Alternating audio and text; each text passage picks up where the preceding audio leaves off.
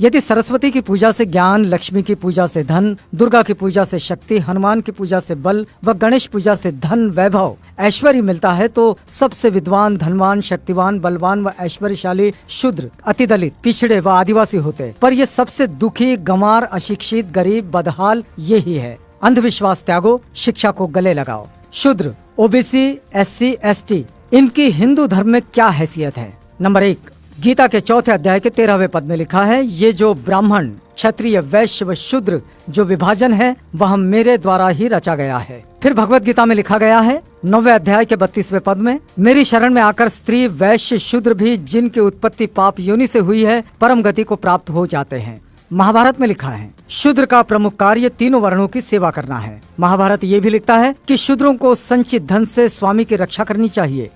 रामायण में लिखा है शूद्र तपस्या करे तो राज्य निर्धनता में डूब जाएगा।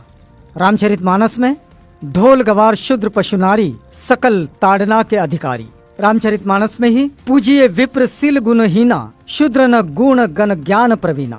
आपस्तम धर्म सूत्र में लिखा है वह शूद्र जो ब्राह्मण के चरणों का धोवन पीता है राजा उससे कर टैक्स ना ले। कथक संहिता में लिखा है कि जिस गाय का दूध अग्निहोत्र के काम आवे शूद्र उसे ना छुएं। इतरे ब्राह्मण सूत्र में लिखा है कि शूद्र केवल दूसरों का सेवक है, इसके अतिरिक्त उसका कोई अधिकार नहीं है। स्कंद पुराण में लिखा गया है कि यदि कोई ब्राह्मण शूद्र को शिक्षा दे तो उस ब्राह्मण को चंडाल की भांति त्याग देना चाहिए।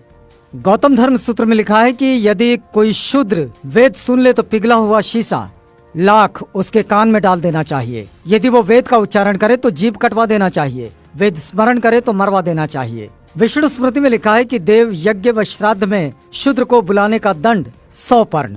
आपस्तम धर्म सूत्र में कहा गया है कि ब्राह्मण कान तक उठाकर प्रणाम करे, क्षत्रिय वक्षस्थल तक, वैश्य कमर तक व शूद्र हाथ जोड़कर एवं झुककर प्रणाम करे। तैत्तरीय ब्राह्मण सूत्र में लिखा है कि ब्राह्मण की उत्पत्ति देवता से, शूद्रों की उत्पत्ति राक्षस से हुई है। गौतम धर्म सूत्र में लिखा है यदि शूद्र जब तप होम करें तो राजा द्वारा दंडनीय है। शतपथ ब्राह्मण सूत्र में लिखा है कि यज्ञ करते समय शूद्र से बात नहीं करनी चाहिए। विष्णु पुराण लिखता है कि जो शूद्र अपने प्राण, धन तथा अपनी स्त्री को ब्राह्मण के लिए अर्पित कर दे उस शूद्र का भोजन ग्राह्य है। महाभारत के अनुसार शूद्र राजा नहीं बन सकता। गीता के अनुसार शूद्र को ब्राह्मण, क्षत्रिय और वैश्यों की गुलामी करनी चाहिए। रामायण के अनुसार शूद्र को ज्ञान प्राप्त करने पर मृत्यु दंड मिलना चाहिए। वेद कहते हैं शूद्र ब्रह्मा के पैरों से पैदा हुआ है इसलिए वो नीच है। मनुस्मृति के अनुसार शूद्र का कमाया धन ब्राह्मण को बलात् छीन लेना चाहिए। वेद कहते हैं शूद्र का स्थान ऊपर के तीनों वर्णों के चरणों में है। पुराण कहते हैं शूद्र केवल गुलामी के लिए जन्म लेते हैं।